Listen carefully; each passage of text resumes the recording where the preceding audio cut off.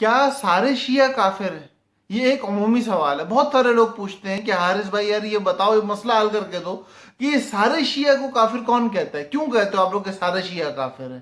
تو بھائی بات کو ذرا اچھی طرح سمجھ لو کہ ہم یہ نہیں کہتے کہ سارے شیعہ کافر ہیں، یہ نہیں کہتے، کسی مفتی کا فتویٰ، کسی مولوی کی ایسی بات نہیں ہے کہ سارے شیعہ کافر ہیں۔ مسئلے کو ذرا اچھی طرح سمجھو۔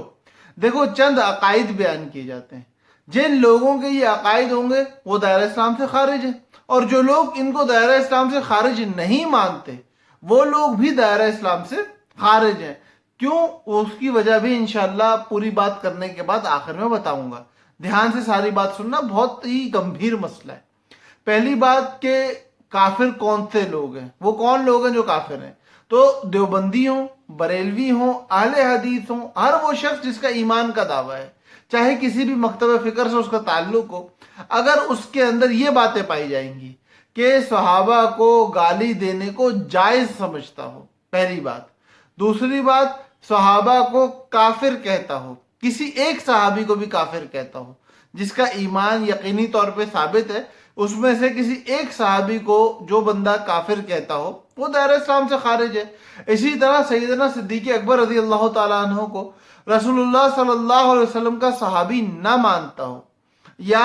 حضرت عائشہ صدیقہ رضی اللہ تعالیٰ عنہ پر تہمت لگاتا ہو، یا اسی طرح حضرت علی کرم اللہ وجہہ کو خدا مانتا ہو، یا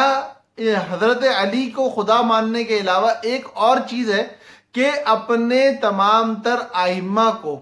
ان مراتب کا حامل قرار دیتا ہو جو مراتب انبیاء کے ہیں۔ مطلب ان کے پاس وحی آتی ہے اللہ کی طرف سے، اب حضور صلی اللہ علیہ وسلم کی شریعت کے اندر نئے فیصلے کرنے کا اختیار ان لوگوں کے پاس ہے۔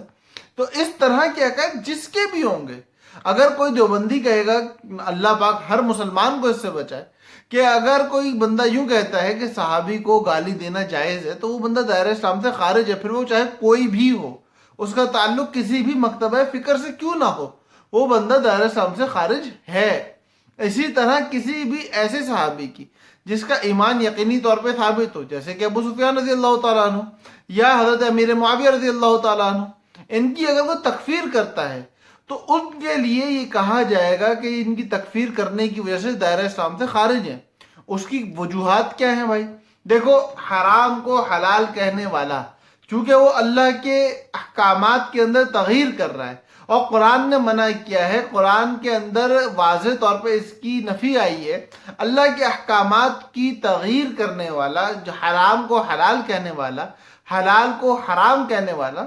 قطعی طور پہ جو حلال اور حرام ہو ان کے بارے میں جس کی یہ رائے ہوگی وہ دائرہ اسلام سے خارج ہوا کرتے ہیں۔ اسی طرح قرآن کریم کے اندر جن لوگوں کو جو مراتب دیے گئے ہیں، جیسے کہ حضرت عائشہ کا پاک دامن ہونا قرآن میں بتایا گیا، تو جو نہیں مانتا کہ وہ پاک دامن ہے، نعوذ باللہ من ذالک، وہ قرآن کی ان آیات کا منکر ہے۔ اسی طرح حضرت صدیق اکبر کا اللہ کے نبی صلی اللہ علیہ وسلم کا صحابی ہونا، یہ قرآن مقدس سے ثابت ہے۔ تو جو حضرت صدیق کو صحابی نہیں مانتا وہ قرآن کی اس آیت کا منکر ہے، آیت کے انکار کی وجہ سے دائرہ اسلام سے خارج ہے۔ اور کسی کا کفر اس قدر یقینی ہو اور اس کے بارے میں اگر کوئی کہے کہ یہ بندہ کافر نہیں ہے تو وہ بندہ دائرہ اسلام سے خارج ہے۔ تو یہ ساری باتیں سامنے رکھنے کے بعد پتہ یہ چلتا ہے کہ بہت سارے شیعہ اکابرین ایسے ہیں کہ جن کی کتب میں یہ باتیں ملتی ہیں، واضح طور پہ موجود ہیں، کتابیں عام طور سے مل جاتی ہیں، وہ ان کے حوالہ جات مل جاتے ہیں۔ بہت سارے علامہ علی شیر حیدری صاحب ہیں، حق نواز جنگوی رحمہ اللہ ہیں، یا ان کے علاوہ اور دیگر بہت سارے ایسے اکابر ہیں جن کی اگر آپ ویڈیوز ریکارڈنگ اٹھا کے سنیں گے تو اس میں آپ کو اس کے بہت سارے حوالہ جات مل جائیں گے۔ اس کے علاوہ بہت ساری ایسی کتب ہے جس کے اندر ان کے حوالہ جات موجود ہیں، تو اگر آپ وہاں جا کے دیکھ لو گے تو وہ بھی مل جائیں گے۔ تو اس لیے ان حوالہ جات کو دیکھنے کے بعد ان لکھنے والوں کے بارے میں اگر کوئی یہ کہے کہ یہ لوگ مسلمان ہیں، تو بھائی وہ چونکہ دائرہ اسلام سے خارج تھے، آپ ان کے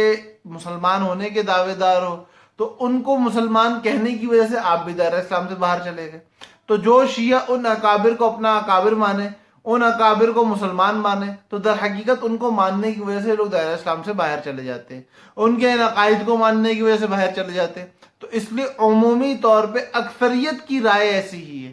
اکثریت کے حالات ایسے ہی ہیں، تو اس لیے للاکثر حکم الکل، تو سب کو کہہ دیا جاتا ہے کہ یہ لوگ دائرہ اسلام سے باہر ہیں۔ باقی اگر کوئی اپنے عقیدے کو سنبھال کے چل رہا ہے، کوئی ان مقدسات کا خیال رکھ رہا ہے، صرف اور صرف اپنے آپ کو شیعہ اس وجہ سے کہتا ہے کہ میں آل بیت کو تمام تر صحابہ سے افضل مانتا ہوں، تو ایسے بندے کو کافر نہ کبھی کسی نے کہا، نہ آج کوئی کہتا ہے۔ لیکن ایسے لوگوں کا وجود آج کے دور میں شاذ و نادر ہی شاید کہیں ہو، ورنہ اکثر وہی ہیں جن کے بارے میں یہ کہا جاتا ہے کہ یہ سب